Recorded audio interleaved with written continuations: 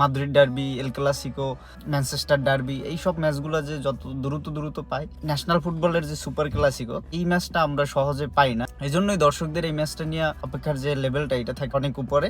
এত প্রত্যাশার পরে আর্জেন্টিনার ঘরের মাঠে আর্জেন্টিনার কাছে রীতিমতো বিধ্বস্ত হয়েছে ব্রাজিল। পিছনে যৌক্তিক কারণ আছে। আগেই বলছি যে ব্রাজিল নাকানি সুবানি খাইতে পারে। আমি যে ব্রাজিল আর্জেন্টিনা ম্যাচের আগে 2-3টা ভিডিও বানাইছিলাম।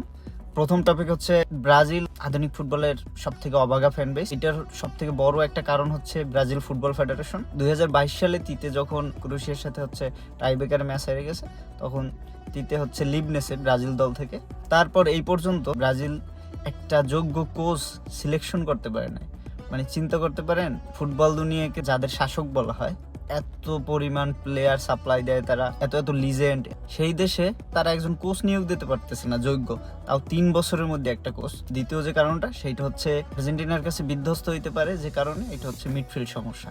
আর্জেন্টিনার কাছে বেশি নাকানি সুবানি খাওয়ার সম্ভাবনা যেই জায়গাটা, সেইটা হচ্ছে মিডফিল্ডার ব্রাজিলের। কারণ ব্রাজিল বর্তমানে বেস্ট মিডফিল্ডার হচ্ছে ব্রুনো গুইমারেস নাই হলুদ কার্ড সংক্রান্ত কারণে। আর্জেন্টিনার যা মিড, এনজো ফার্নান্দেস, ম্যাকলিস্টার এবং হচ্ছে রদ্রিগো ডিপল, এই তিনজনই ধরি। এই তিনজনের সামনে ব্রাজিলের টেক্কা দেওয়ার জন্য ব্রাজিলের সব থেকে যেটা বেশি প্রয়োজন, একটা পিওর ডিফেন্সিভ মিডফিল্ডার, যেটা হচ্ছে এখন ব্রাজিল দলে নাই, যেটা পূরণ করতে পারে একমাত্র ক্যাসেমিরো। সো ক্যাসেমিরো তো নাই, যাদের হচ্ছে প্রতিপক্ষ থাকবে ভয়ঙ্কর মিড নিয়ে। সেইখানে ব্রাজিলের মিড থাকবে হচ্ছে আন্দ্রে এবং জোয়েলিংটন। সো ব্রাজিলে এই যে দুইটা মিড, এরা হচ্ছে সমন্বয় করে খেলতে পারে কিনা, এটা হচ্ছে দেখার বিষয়।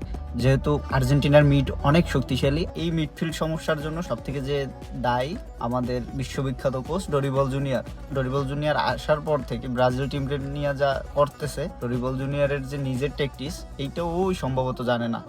আমি যে বিষয় নিয়ে কথা বলছি, আর্জেন্টিনার বিপক্ষে ব্রাজিল মিডফিল্ড যেটা হচ্ছে নাকানি সুবানি খাইতে পারবে, সেইটাই হয়েছে।